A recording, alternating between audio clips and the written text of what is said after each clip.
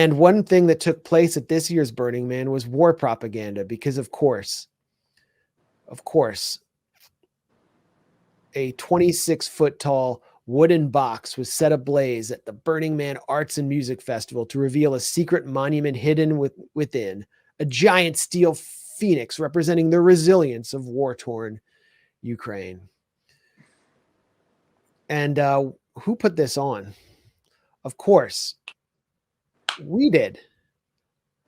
The U.S. taxpayer. As Michael Tracy reported, these pro-Ukraine displays at Burning Man were a straight-up state-run public relations operation. The head of the charity that organized it is a deputy defense minister of Ukraine. The charity specializes in funneling grenade launchers, mortars, drones into the war zone. Here they are. Come back alive. Your money is our weapon. Ukrainians invest over $2 billion Ukrainian dollars in the summer offensive. We'll have more reporting on this charity tomorrow, hopefully, from Alex Rubinstein. But I mean, there's your tax dollars at work, putting on an effigy at Burning Man. And then the conservatives, yeah. And then it immediately is like a biblical flood. So the conservatives are going wild with this because the conservatives are basically saying God has punished them for that. Right. Satanic sacrifice with a biblical flood that has ruined the whole festival. Which, no big loss there, obviously. I honestly, I think it's pretty much the best thing that could happen to those people, short of like more severe injuries. It's like just well, yeah, there's one tweet I quote tweeted because I thought it was pretty accurate about what Burning Man has become. And yeah, I understand it used to be cooler and like these are different times. I mean, it's just like, this is from the barracks, and I'll read it. It's just it's a playground for the hyper wealthy in the desert. That's what it is. Yeah, it's like a bunch of venture capitalists dressing up like that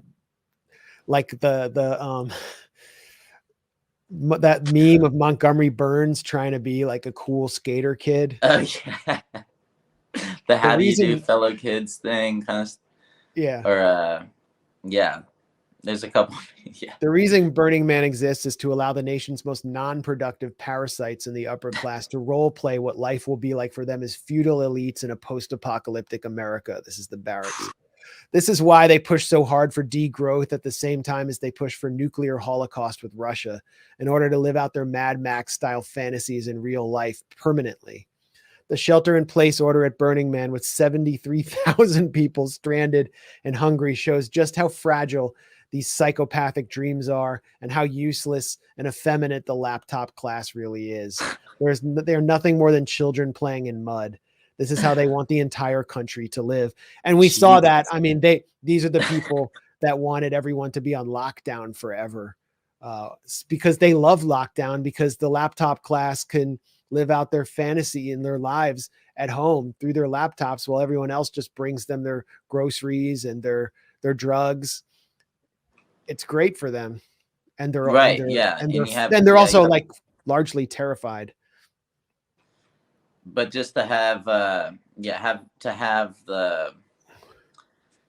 just like underclass of immigrants that, comes and basically serves you, and, poor people and minorities, and just like, that's who's going to come cater to you, and they have to go out and it's like servants. It's like almost like borderline, like it's new feudal form of slavery, where it's just, some people get to sit inside and have their DoorDash brought to them. Some people have to go do the DoorDash, but you never think about them. Just, keep clattering away on your keyboard. And then when they all gather, it's something that has to be sort of communally sanctioned within their class. For example, before, whether it's Burning Man or a mass political protest, like when Black Lives Matter was declared by scientists and public health experts and epidemiologists to be legitimate during lockdown, it was because racism is the disease. And this was reported like with a serious face in the Washington Post. But here's Neil Katyal. Neil Katyal is the guy who was a lawyer for child slavery. He argued that child slavery was okay on behalf of Cargill at the Supreme Court. And he's on CNN all the time predicting that Trump will immediately be jailed. He's predicted Trump will be jailed I don't know how many times. It was an incredibly harrowing 6-mile hike at midnight through heavy and slippery mud, but he got out of Burning Man. Never been before, and it was fantastic. Here he is. This is he's literally wearing a beanie. It's got a propeller on top. It's got a literal propeller. This is the Mr. Burns meme.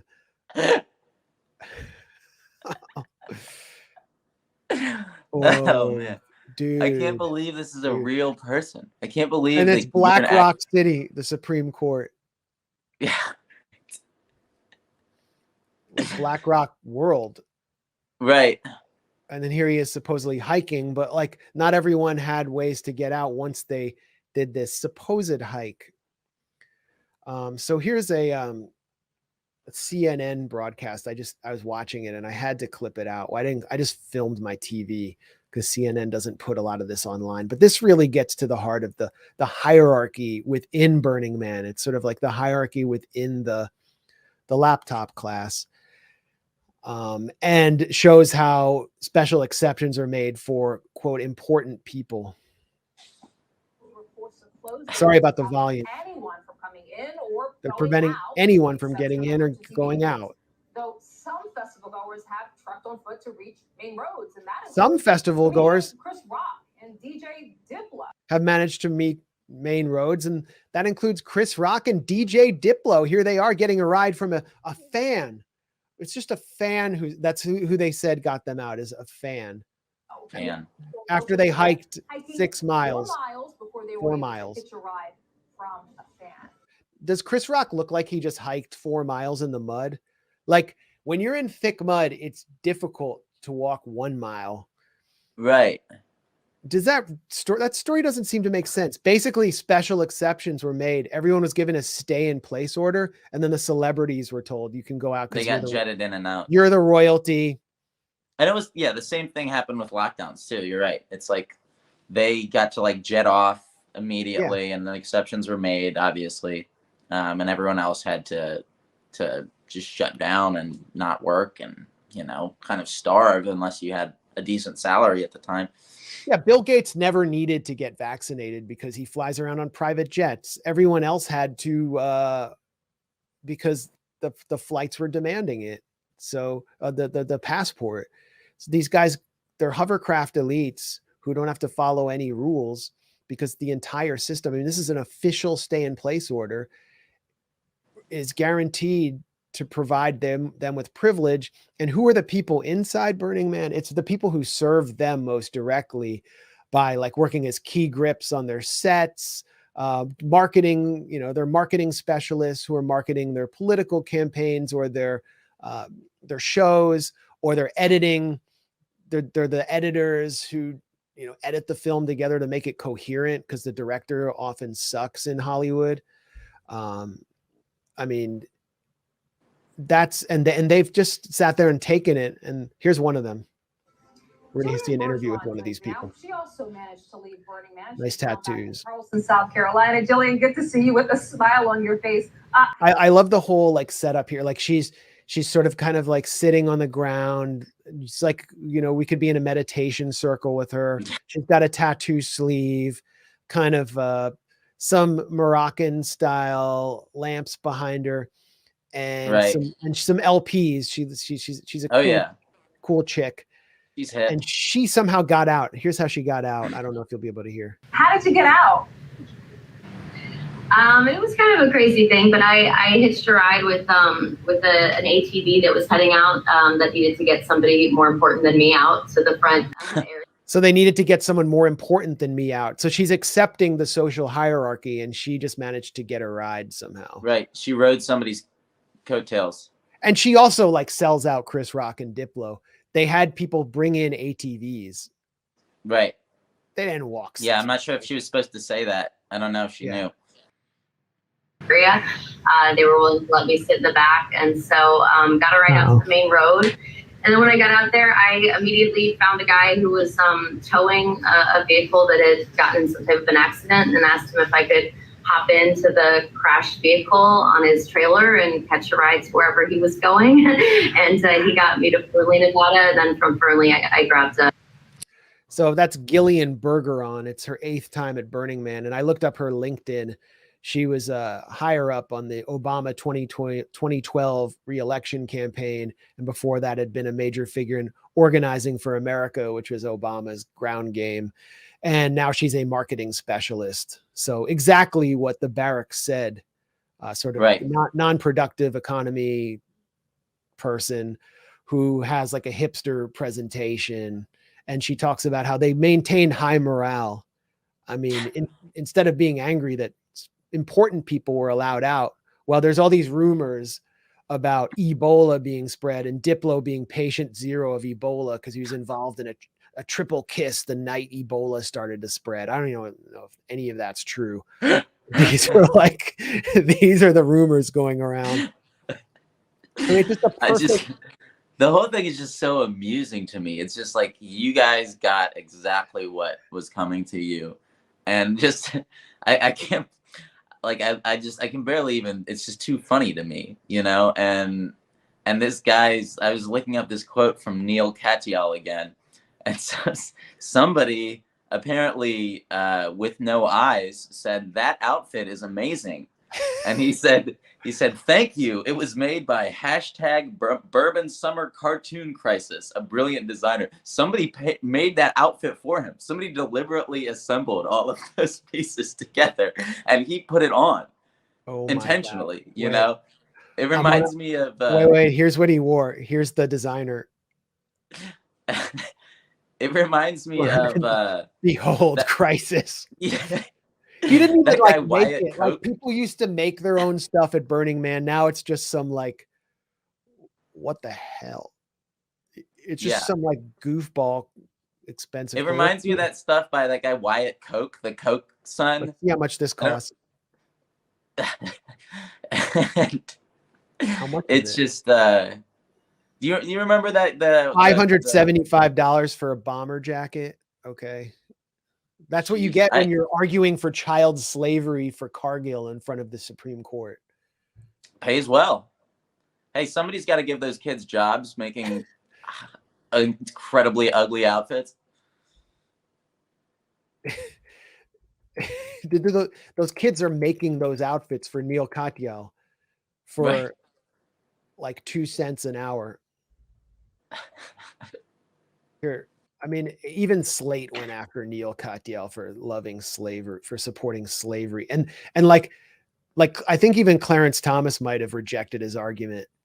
Prominent anti-Trump attorney asked the Supreme Court to let companies off the hook for child slavery. Neil Katyal's legal theory on behalf of Nestle and Cargill may be too extreme even for this ultra-conservative court. Here he is making the argument without the what is it? Bourbon and spice cartoon. I wish he wore that to the outfit. I wish he'd been wearing that outfit when he, deliberated, when he spoke in public more often. Your Honor, I would not have been able to fit in at Grayzone with a beanie and a cartoon crisis bomber were it not for these brave children in Peru. And he can punctuate his points by spinning the propeller on his head. Does the Pope wear a beanie? Well, I do. And Trump is going to jail on Tuesday. I swear this indictment will be the one. Burning Man. I mean, they're just, these people they're a joke that tells itself, right? And I don't know, there is some segment of the American population that is like, thinks this is cool apparently, but I think the vast majority of people look at this and it's like, what the hell is going on? It's just so impossible to relate to. Like they just live in a fantasy land, right? They live. I remember one of the final scenes in 1984 where the protagonist's girlfriend is tortured by Big Brother, and she has this fear of rats, and they put her in a box filled with rats, and that kind of breaks her. And in the end, he learns to live Big Brother. And I was thinking, like, if you wanted to break me, force me to be in a RV with these people in Burning Man right now, and I will learn to love Big Brother, because that's like the last place I would want to be right now. Oh my These God. people, these VCs and marketing specialists in the mud as they panic about Ebola and use up the last of their drugs, obeying a stay in place order as their celeb overlords get to escape on ATVs. And it's a perfect microcosm of American disaster or crisis management.